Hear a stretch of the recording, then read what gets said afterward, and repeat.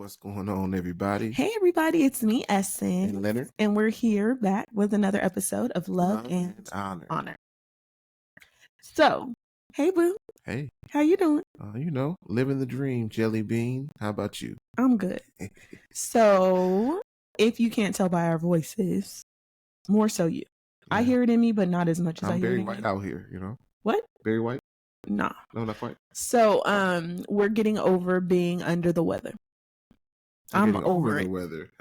I'm over it. I just have a little bit of something, but I'm good. So thanks for your concern, everyone. Just kidding. So, okay. So boo, today we have a topic that we're going to be talking about. I've been seeing a lot of stuff in the media with this celebrity couple who I won't even name. It doesn't matter. That we thought they were together for a very long time, and turns out they pulled the wool over our eyes. And so they haven't been. And there were some traits that I saw, and I was just like, man, like, does this person hate her husband? Yeah. This partner that she has or whatever they're doing. And I'm just like, man, like, what is going on? So, of course, I lift them up in prayer, but it got us to doing some talking and thinking. And so today's episode is Just Don't Do It. Just don't do it. Just don't do it. And so we have some things that we're going to point out. And of course, this is not an all-encompassing list, but it's some things that we feel just don't do these things. Yeah, some things you just got to stay away from within your context of your marriage. Right. And so we're going to share those things with you. And if you have any additional ideas of things that we just should not do in marriage, then go ahead and leave it in the comments. Yeah. And while you're commenting, go ahead and like, subscribe, and share. Yeah, we want this to get in front of people. We want people to, hear some of the topics that we discuss on the podcast and the YouTube channel. And so our ask is that you like, subscribe, comment, and share, and also hit that notification bell. So when we go live, just kidding. I always say that maybe we're going to go live one day. Not yet. But when we release a new episode, then you will be made aware of it. All right. So I hope everyone is having an amazing week. How was your week? How's your week been, boo? It's been long. Yeah. Very, very long. This week felt a little longer than normal. I agree. Yeah. It's for me, it's this cold has had me for this week. And I'm finally feeling better. So yeah. I was feeling better like last weekend, like on maybe Sunday I was feeling better. Monday I was like together. Mm-hmm. But yeah, yours really started to pick up and it's done. So yeah. Okay. So anyways, let's talk about some things that we just feel that, according to us, we feel we shouldn't be doing in our marriage. Right. Yeah. Okay. So one of the first thing is you brought this one up. So I want you to explain it a little more. I'll tell you what I wrote down and then you can elaborate. So someone of the opposite sex emotional support. Yeah. Okay. So explain what was meant by that and then we can talk about it. So this, I believe it goes for both parties in the relationship. I'll confidently say so. Uh-huh. You should not be the emotional support system for someone of the opposite sex. So, for instance, for a gentleman like myself, I shouldn't be if someone's going through some young lady's going through something. I shouldn't be her go-to call. You know what I mean? No matter who she is, I shouldn't be her rock. You know what I mean? Like it's not okay. Mm-hmm. Because it creates an environment that could lead to something else. Because if she feels that I'm her rock, then she's going to want to maybe even offer herself to me. You know what I mean? Like maybe that's something that, I don't know. That's one of the things there. Okay, so, because I feel like people, regardless of what is said, regardless of the temptations and traps that this can lead to, I feel that there's that, some people out there who are like, I mean, my best friend is of the opposite sex, Mm-hmm. But I mean, we're really close, or I've known them longer than I've known my spouse. Like, why wouldn't I be able to go to them? I feel like I can really be open with them and honest. And why would that be a problem? Because that was made for you and your spouse. Now y'all can be their emotional support if that's what y'all want to do. Like, you know what I'm saying? If somebody comes to Essence, some guy comes to Essence asking for some emotional stability. Okay, let's go, babe. We got it. Together, me and my husband. Yeah, but at the same time, I don't know that any guy should feel comfortable enough coming to my wife to ask her some emotional support type stuff. Yeah. Like what? Who. Like yeah. what? I don't know. Maybe somebody going through with their spouse. You know what I mean? I don't think they should be coming to you saying, "Hey, my wife's doing this." Yeah, I agree.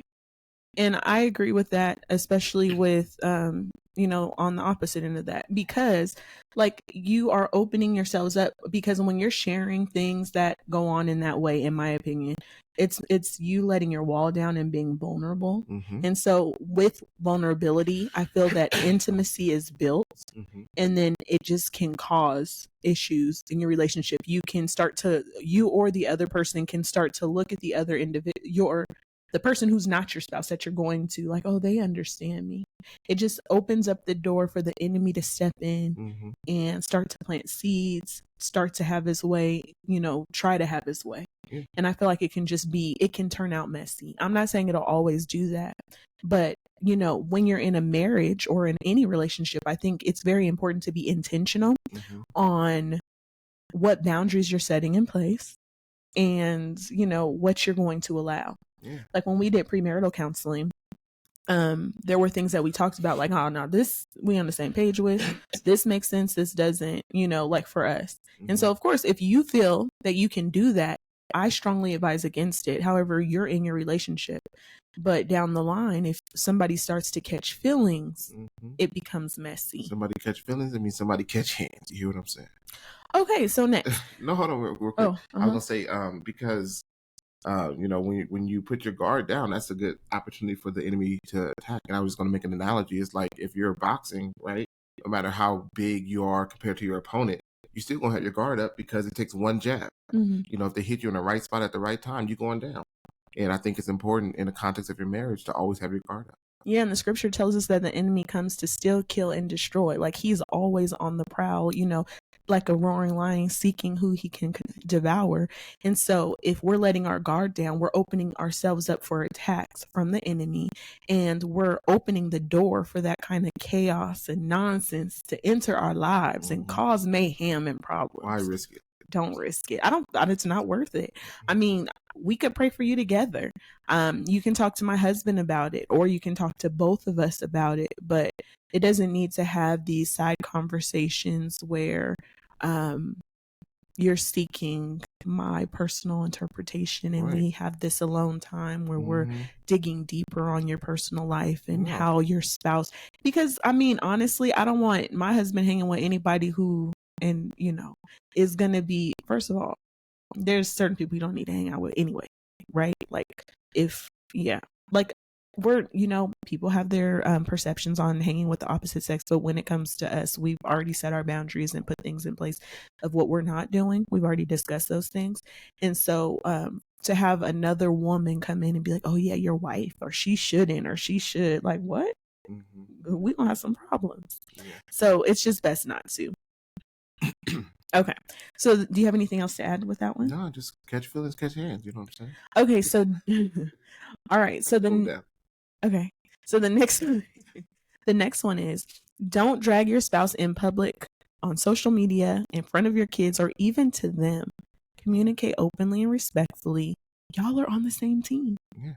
And I think this comes from what I've seen in the media recently, because like people be dragging the people that they say they love and care about. And I think sometimes there is, whether it's family, friends, your spouse, whatever, sometimes things are masked to be one thing that they're not. Like a person who's publicly dragging you, or even, you know, like behind your back and stuff, they can, I don't know, it just gives off I'm hating you vibes. Yeah. You know what I mean? Yeah. Just like, don't drag them. Don't do that. Like, I don't know. It's just sad. It's really sad. It's disappointing, because this is the person that you're becoming one with. You know what I mean? Like, this is the person that you vowed to spend your life with, regardless of what is happening. Like, to take it public or to take it in front of others, and like, okay, it's great. You can have communication with your spouse, but talk about the things that you're feeling. Talk about, you know, open yourself up to them. But then, do you need to let the world know, or everybody else know, or additional family and friends know? It's not like you're seeking wise counsel, but it's like you're gossiping about your spouse, which is crazy. Because like, if you can't trust the person that you say you're doing life with, your life partner, your spouse, your love, or whatever it is, like, it gives off hate vibes. Yeah. That's all I'm saying. And I would even say, like, even if what you're saying is true while you're dragging them, like, there has to be a better way, and not everything that's true necessarily needs to be said, right? Like the Bible talks about speaking those things that be not as though they are. So if your spouse is doing something that's not right, yeah, still address it. Yeah, still have a conversation, but call them what they should be. You know what I mean? Yeah, and I'm not saying, and with that, I agree with you. However, I'm not saying, I would not say be phony with it, which is one of the items on here. But I think it's just speaking life to a situation. Exactly what it is. Like a lot of the times, or sometimes, people will go and drag their spouse and talk about all the bad things that they've done or what they're doing to like a loved one, like another family member. And then they've reconciled, and then the other family member still doesn't like the spouse. Yeah. And now there's issues and drama because they did this and you've already forgiven them.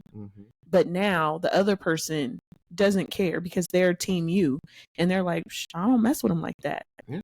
In addition, before you go dragging anybody, you need to look at yourself in the first place. Yeah. Because you never, like, in the context of a marriage, when someone's being dragged, there may be reasons why they are doing the things that they're being dragged for, and it may have something to do with you. It may not. It possibly can. I think that you need to start at home first. It just seems like, not even is it just like, do you hate that person or you hate your spouse, but also like there has to be, so the spouse may have done the things, like you said, that are worthy of the dragging.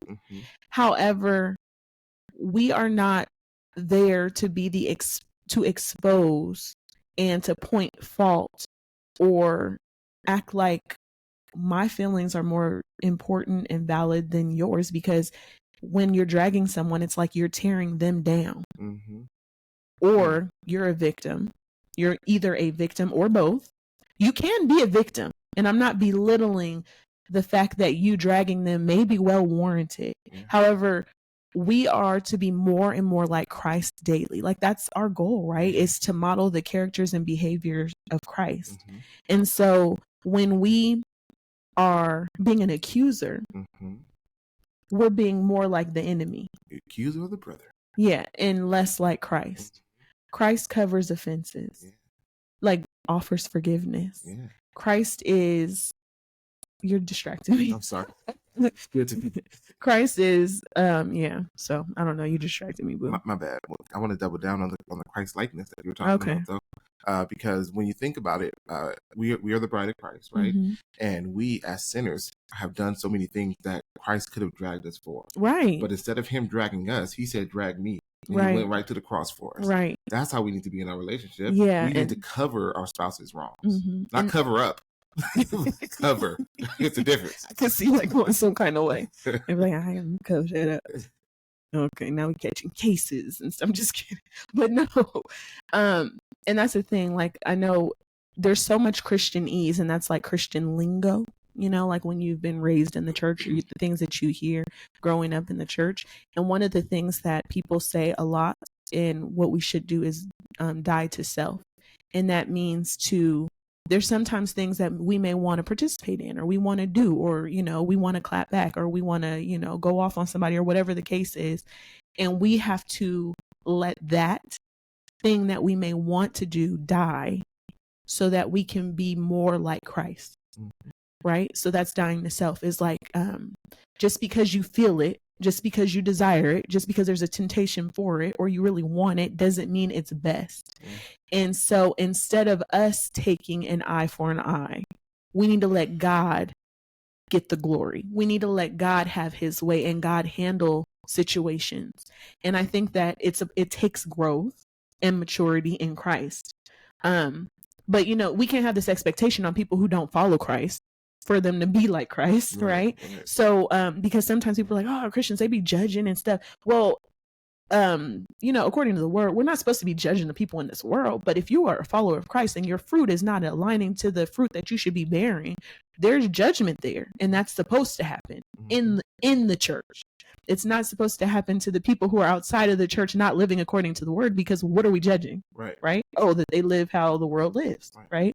But as a follower of Christ, we have to really look at our own behavior and see if it models. Now, people who be dragging their spouses and stuff like that, a lot of them are not followers of Christ. But that doesn't mean that we look at that and be like, like we just be like, wow, that's something that I know not to do, or that's something that I shouldn't do. Or if you're feeling like, man, I need to be heard, I am the victim. There are times that that's the case. You need to pray. We all need to pray and ask God to help us to move forward how he guides us. Right? It's so important to make sure that God is involved in every movement we make, in every decision we make, and how we are operating and living this life. We don't know when he's coming back, when Jesus is returning, but we need to be ready.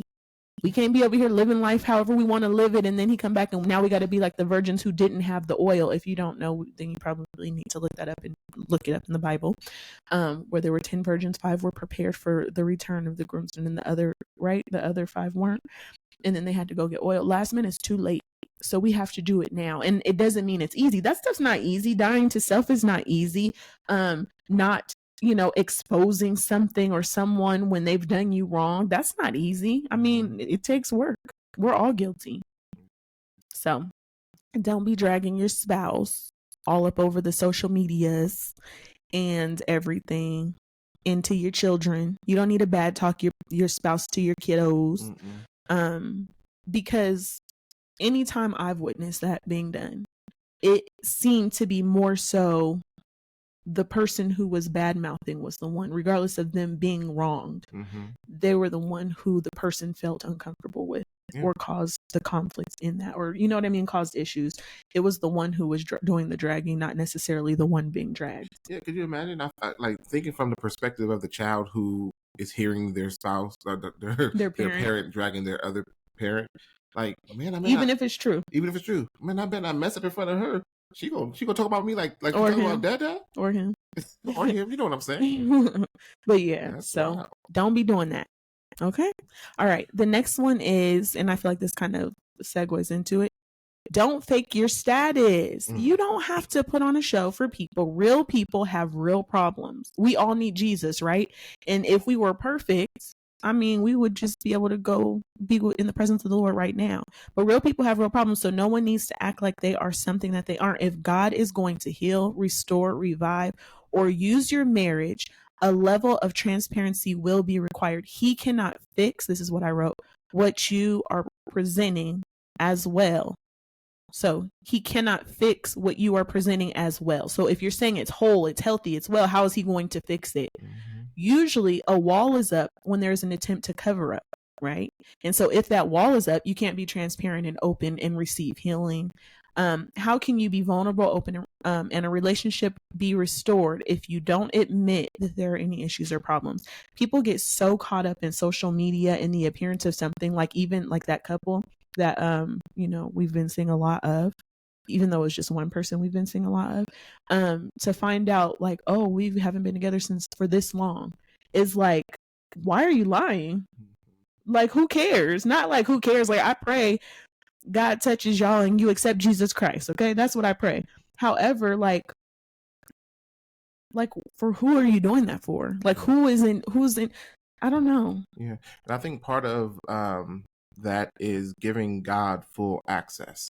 Right. So I liken it to, if you're sick, you're very physically sick and you don't know what's wrong with you. So you go to the doctor and you go to this doctor and you don't let them do a full examination. So they can see you're sick, but you won't let them access the areas that might be causing this sickness. Right. And that's what it is when you're not being vulnerable, you're being fake out here. You're not allowing wherever the hurt is to be exposed in order to be healed. Yeah. And I mean, like, where do we do that?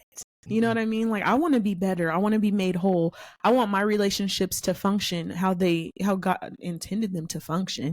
And if I'm over here faking it, then I think we need to be real with God. We need to be real with ourselves, and we need to be real to the others around us, because trials and tests and issues, they come about, right? That's life. That's real.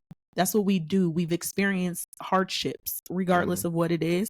But if you're covering it up and not allowing the transparency that may be needed, how can God use your relationship, your situation to bless someone else or to grow you up, because there's things in there's lessons in the things that we experience. That's where wisdom comes from, right? Experiencing life, experiencing hardships, you get lessons from those things, you gain wisdom.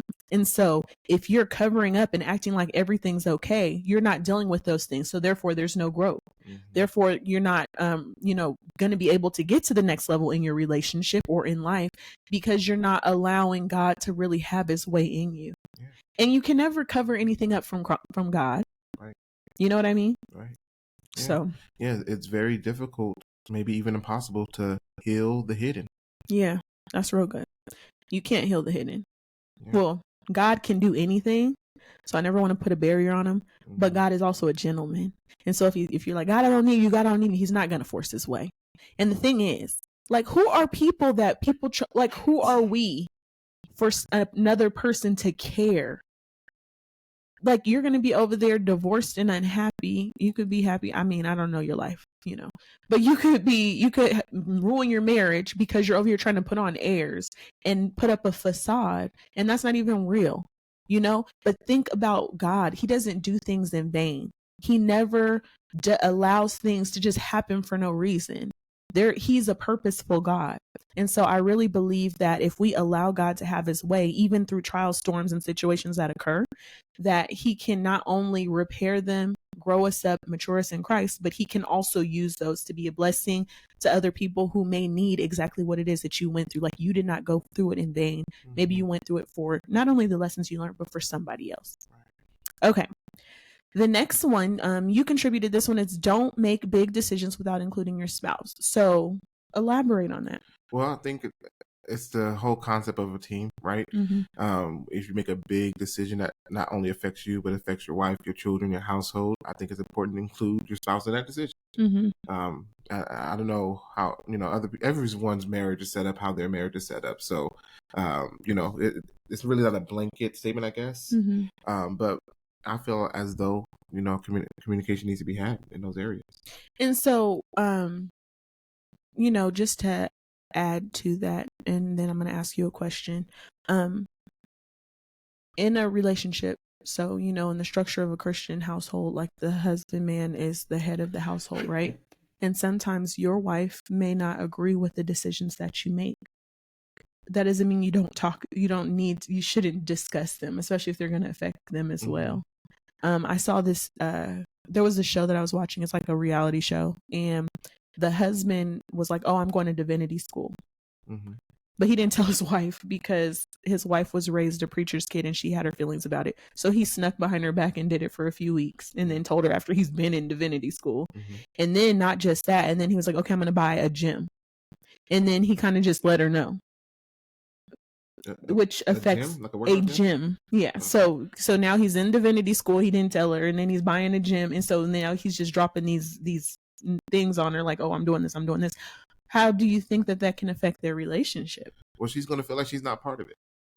And I feel like, although the structure is for the man to be the head, I always say that the woman is the neck, right? She's going to make sure you're looking at every avenue, every piece of it, and make sure you're making the right decision. At the end of the day, because he is the head and God is holding him accountable for the household, I think that it's important for the spouse, the wife in this situation, to give some grace and to allow him to make the decisions that he needs to make in order to feel like he's doing what God told him to do for the family. That doesn't mean don't say anything, right? That don't mean don't bring up your concerns, because that's very important, because you want him to be successful as the head, not just so that he's successful, but so that the family is successful. So you still have to tell him, but you still have to, allow him to make that decision. And I think it's okay. Like, I know that people are so like, oh, this is according to the word of God. This is not Essence and Leonard creating a structure, and this is what we think is best because we're followers of Christ. And so we're following the Bible, and that's where this is coming from.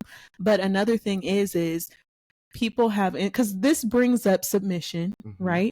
People be having their issues with submission, but submission is more than what I think people talk about. Submitting to your spouse is like you being obedient to what Christ has called you to do. it says spouses submit one to another, but then there's additional instructions in the word about submitting to your husband, because of the order of things and how he will be held accountable for things that are not being done appropriately in the home. And of course, this is not what we're talking about today, but I just feel like it's important to know that if you're trusting God and you're trusting his word and you're trusting the structure that he put in place because he's God and he knows best, then sometimes people have to do things, even if you're like, I don't even understand why. There's a lot in the word that you may not understand, and God will reveal to you. But when we trust God, we trust him. And when you submit to your spouse, that's you being obedient to God and you submitting to him. And so it's beyond your spouse. Yeah. That's why it's important to pick. Y'all need to pick the right spouse for you, right? Because this is the person. But also, when you're married to someone, you want to make sure that you marry a person who would have your family's best intentions, the best intentions for the family and the success of the family in mind. Yeah. That's why I think it's really important who you even, marry.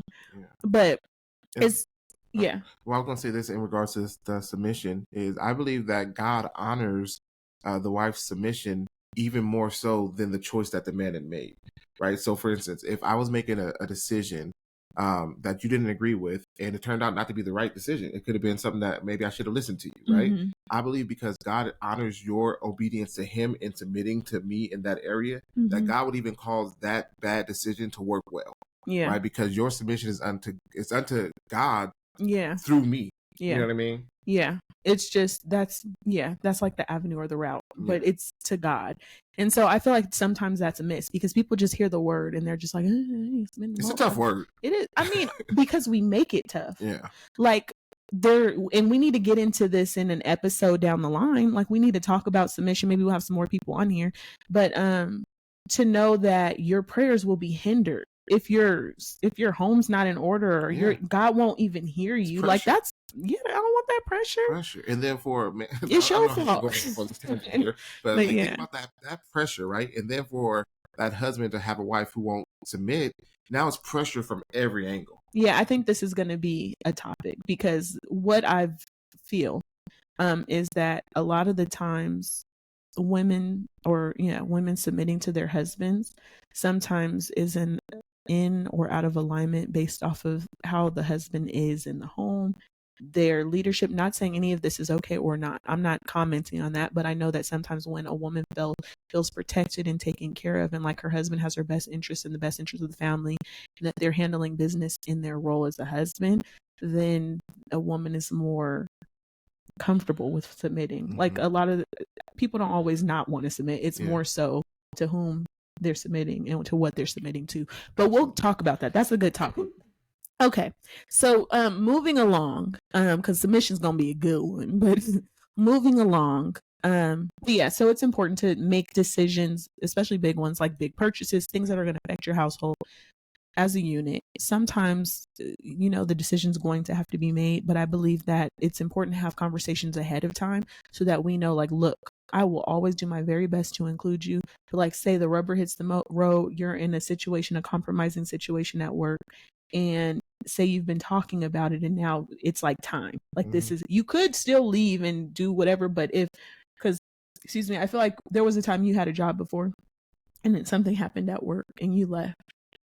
You know what I mean? Like you were already going to leave, but you end up leaving. Remember? Because of something that went down, you just walked out. You were like, yes. That's not Leonard's character. And so it was tough. But he was already leaving. He had already put in his notice and stuff. But my point is like sometimes things arise and, we just have to have grace in those moments, because this is not everything we're saying is not like, oh, every single time this is how it's going to work. This is like best case scenario, I would say. And this is not everything that we just should not do. There's a lot more than we're mentioning. Okay. So the next one that I put on here was don't compete. A house divided cannot stand. We become one when we are married. Matthew 12:25 says, so it says, but Jesus knew their thoughts and said to them, every kingdom divided against itself is brought to desolation, and every city or house divided against itself will not stand. What this was pertaining to was the motive that was felt behind Jesus, I think, when they were casting out demons or something. And he was like, Satan he's not casting out demons are not casting out demons. Like a house divided against itself cannot stand. Like how can it prevail if it's working against each other? Basically, that's the underlying tone of that. Yeah. And so in your relationship, you shouldn't be looking at your spouse like they're in competition with you. Right. You're not trying to one up your spouse. You guys are one. When you got married, you became one. You guys are one unit. You are one family. The decisions you make, you are your weakest link. You are you know what I mean? Like if there's things that you failed in, we failed in that. If there's things that I'm not doing well, we're not doing well in that. You know what I mean? Yes, Leonard can be better at something than me and then cover it, but that has to take us working together, not just pointing out flaws, not just trying to tear you down, not just trying, you know what I mean? Like we have to be one unit. I got a mental picture when you said you are your weakest link. It's like if that's the case, right? And we're the weakest link of. You get the analogy, right? Yeah. So when you are competing with your spouse, in essence, you are tearing into that link, right? And every time you compete with your spouse, you make that link weaker. You know what I mean? And then eventually it's going to break. So this is why you always have to be on the same team. Instead of tearing that link down, build that link up. Yeah. And that takes us to the next one that says, don't neglect your relationship. Don't do that. Right. So we must be intentional with the time, energy, and effort we put into our relationship. Everything worth having takes work or upkeep, which includes keeping our relationship built on a foundation of Christ and prayer. So don't be over there not investing in your relationship. We have to be intentional. Anything worth having takes work. Yeah. Any blessing I've ever received takes some kind of upkeep, whether it be kids, whether it be the house, whether it be material things, whether it be spiritual things, even our relationship with God, right? In order for us to maintain and grow in our relationship with God, we have to spend time with him. We have to get into the word. We have to pray and talk to him. It's no different than with your spouse. You have to spend time with them. You have to talk to them. You have to, learn new things about them regularly. You have to it's important. If you want a successful relationship, you cannot just think that it's just going to happen and it takes no work. Athletes have to train and work hard for a reward, and it's no different. Yeah. The difficult part for this one is that life be life, and you know what I mean? Yeah. And you can get so caught up doing other things. And the challenge in it is because when you are not investing in your relationship, it doesn't break apart immediately, right? And you might not even feel the separation coming, right? Because it's just happening over time. And so it's important to be intentional about making sure that doesn't happen, because it will happen without you knowing. Yeah, and that reminds me of, in the Bible, it tells us that it's the little foxes that spoiled the vine. It's those little things repeating, coming back over and over again, or those tiny little things that have never been addressed that will cause issues down the line. It could be so small, and we could just continue to, like, it's like a little cup, right? And this is just what I'm thinking of. And it's like little drops of water that continue to drop in it. And over time, those things not being addressed, those things not being fixed, those things not being stopped or whatever, it's just causing the cup to fill, and then eventually it's gonna overflow. Yeah. How does this cup get so heavy? Yeah. I'm not pouring no water in this cup, but you did. You just didn't know you was doing it. Yeah, exactly. And it makes me think of when a person's holding something, like say you have your hand out or whatever, and you're holding something. It could be something that's so light, like a pound, but the longer and longer you hold it, not dealing with it, not being intentional, not addressing those things, it just gets heavier and heavier. And then this 1 pound or 5 pound thing is now feeling like it's like a ton, and you can't lift it or hold it, and you are ready to give up or pass out because you can't handle it. When, if you were intentional, when you saw that this was happening over time, or when it started to get heavy, if you would have brought those things up and were intentional about watching for things like that, you could have taken it before the Lord before you were just like, I'm done. I don't even want to put in the work for it. It's too heavy. I'm over this. So we have to be intentional. We have to be watchful for those things. When those things are arising, we need to make sure that we are calling them out and addressing them in love, going to our spouse and speaking to them about, whatever it is, and putting in the work. So the last one is don't give up. Yeah. I feel like we kind of addressed it, but we didn't. Don't allow thoughts and issues to marinate and communicate. Put in that work. Yeah. At the end of the day, true failure is when you stop trying. Yeah. Right? You can do all the stuff that we said on this list, even though we're telling you not to. But if you don't give up and you keep fighting for it and trying to implement whatever it is going to make this relationship successful, then at the end of the day, you'll win. Yeah. Most importantly is if Christ is your foundation, you can always give it to God. And so if there's things that are happening in your relationship that you are just like, this is not for me, let's start with prayer, right? Give it to God. Get into the word. Pray with your spouse. If your spouse don't want to pray with you, pray over your spouse. Give it to God and say, Lord, I need you to restore, fix this relationship. I need you to be at the center of it where I've removed you or never placed you in. Lord, come into this relationship and be our foundation so that we can really build or rebuild on you. Allow it, please restructure this marriage, this union. Help us to spend time together. Help us to date each other. Help us to all the things that we talked about today. But give it to God and God will have his way. But then not just giving it to him, be willing to step out in faith, which means put in the work and the effort so that God's doing something with it, right? Mm-hmm. So these are just some things because, all kinds of things have been in the media and we are like, whoa, where they do that?